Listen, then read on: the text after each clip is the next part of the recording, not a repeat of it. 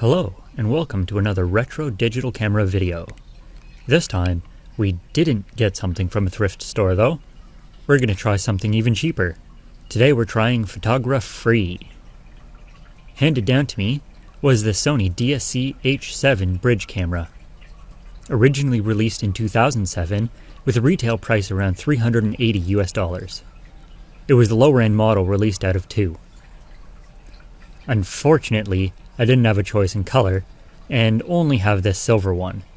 The black one is much better in my opinion. Taking a look at the body, it's a little funny looking to me, with the rounded side bulge matching the lens.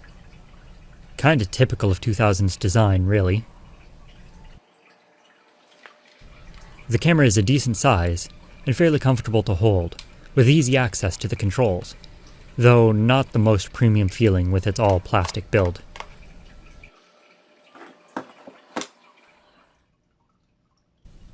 It's a little larger than my Sony a5000, not too large, not too small. The shutter button on top feels a little mushy to me, but it's probably just due to its age.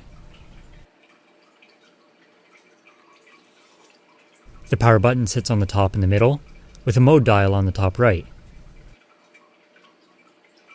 Powering on the camera will automatically extend the lens out to its widest angle, a 31mm full-frame equivalent.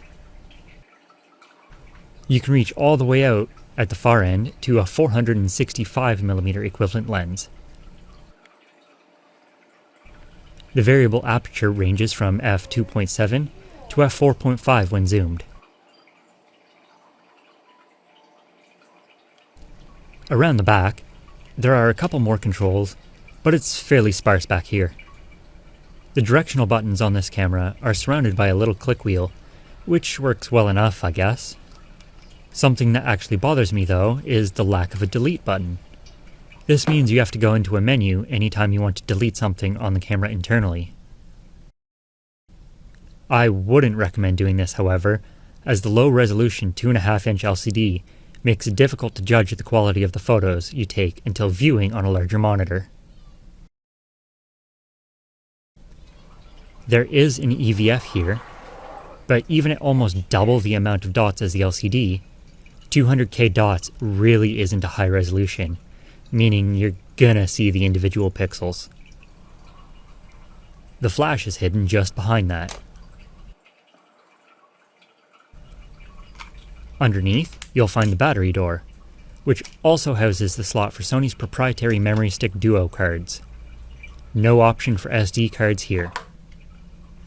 Unfortunately for me, this means that getting the photos off this camera is a bit of a hassle, involving swapping cards to my newer camera to upload to a PC. Once we do manage to get the photos off, quality obviously isn't going to hold up today. However, with its 15x zoom, you get a lot more reach than you can get with most point-and-shoots or modern smartphone cameras. That meant that even though they're not the sharpest or highest resolution at only 8 megapixels, I could still do a little bit of wildlife and bird photography. The super steady shot made shooting at longer focal lengths easier, turning on when half pressing the shutter to focus, and it works quite well here in my opinion.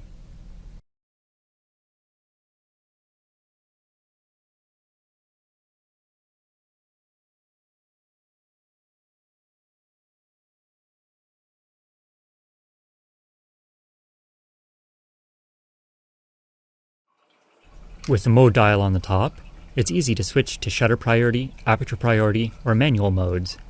And while not the smoothest in operation, it's fairly simple to manually change your exposure settings within those modes. Because of this, I didn't really use the auto modes on this camera. You can also record video, but don't expect much there. In fact, I'll just ignore it. You can definitely get better quality images than what this can produce. But in my opinion, older bridge cameras like this one aren't a bad start when you need more reach than what a smartphone or cheap point-and-shoot can get you, without breaking the bank. If you're looking for older cameras like this, keep the proprietary memory formats in mind. I'd choose something easier to get the photos off, personally. Do you use bridge cameras? Let me know down in the comments, and until next time, thanks for watching.